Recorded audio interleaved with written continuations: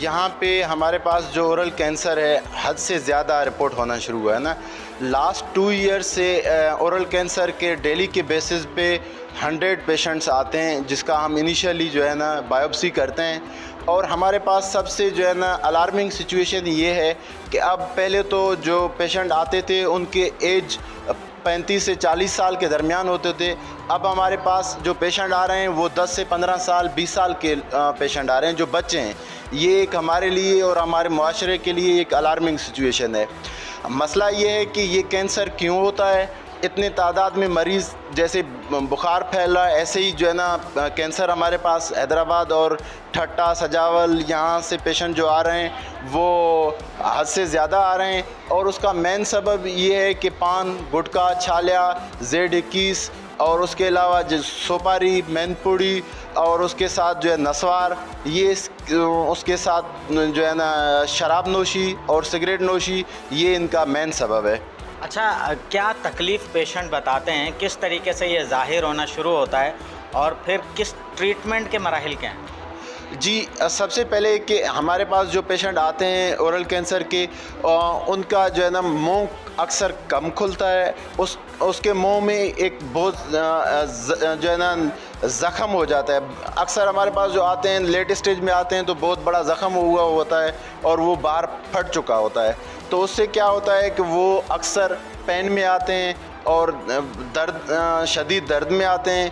काफ़ी पेशेंट आते हैं जिसका खून बह रहा होता है और काफ़ी पेशेंट ऐसे आते हैं जो खा पी नहीं सकते, जिनका खाना पीना बंद हो चुका होता है, इस तकलीफ़ में आते हैं। अक्सर जो ट्रीटमेंट है, अगर इनिशियली पेशेंट हमारे पास आए तो एक वो भी T1 स्टेज जिसको कहें हम, या T2 स्टेज जिस ट्यूमर का हो उसको हम कहें, वो ट्रीटेबल होता है। उसमें क्या होता है कि पहले हम कम्प्लीटली उस जो ट्यूमर है उसको निकालते हैं। वो उसके लिए ट्यूमर का निकालना, उसके साथ जो है ना जो नॉर्मल टिश्यू है उसको भी साथ निकालना लाजमी होता है। उसके बाद हुदूद जो गर्दन में होते हैं वहाँ का ऑपरेशन होता है।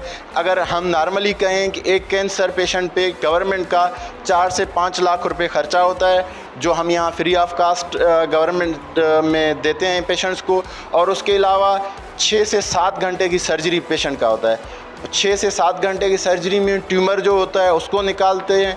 अक्सर जो हड्डी होता है निकाल के वहाँ पे एक प्लेट लगा देते हैं बड़ा सा, जैसे मुंह का जो है ना फंक्शन या बंदा खा पी सके। मैनपुड़ी, नस्वार, गुटखा जो भी भाई खाता है, ये मेरे वालिद साहब को कैंसर हो गया है।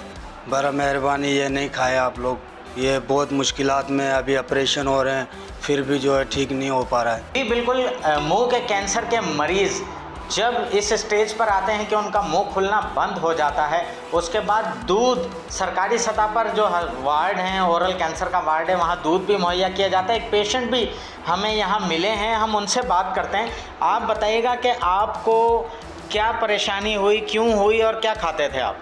मैमपुड़ी खाते थे, मैमपुड़ी की वजह से जो है ये प्रॉब्लम हुई मुझे, और अभी लिक्विड चीज़ें पीता हूँ सारा दिन। अच्छा, तकलीफ़ क्या है? अब पूरे जिस्म में जान नहीं है, सांस नहीं है, ना खड़ा हो सकता हूँ, ना काम कर सकता हूँ, ना कहीं जा सकता हूँ, ना कहीं आ सकता हूँ। ऐसे टाइम पास हो रहा है सारा दिन में। ये 6-7 गोलियाँ खाता हूँ तो सारा दिन निकालता हूँ। अच्छा, और माशरे में क्या परेशानी हो रही है घर पर आके? घर में यही परेशानी, भी बच्चे सब तंग है, वालदा बहन भाई सब तंग है मेरे से। क्यों? कोई मर्द ऐसा ना, अब ग्राइंडर हर चीज़ यूज़ करनी पड़ती है, हर चीज़ के लिए, कभी लाइट है कभी नहीं है, बहुत सी प्रॉब्लम है। अच्छा, तो ये आपने जब मैमपुरी खाते थे तो छोड़ी क्यों नहीं, जब लोगों को देखा कि ये कैंसर की तरफ जाते हैं? इतनी ध्यान नहीं दिया, इतनी गौर नहीं की। जब मुझे खुद को प्रॉब्लम हुई तो फिर एहसास हुआ, उस टाइम छोड़ी जिस टाइम कैंसर बन चुका था। जी, गुफ्तगू आपने सुनी। वो लोग जो कि मैमपुरी गुटखे का इस्तेमाल करते हैं, माशरे में सूरत हाल भी देखते हैं, मगर उस सूरत हाल के बावजूद वो छोड़ने को तैयार नहीं होते। उसकी वजह ये है कि हर शख्स ये सोचता है कि मुझे नहीं होगा। सब्सक्राइब करें और बेल दबाएं ताकि कोई खबर रह न जाए।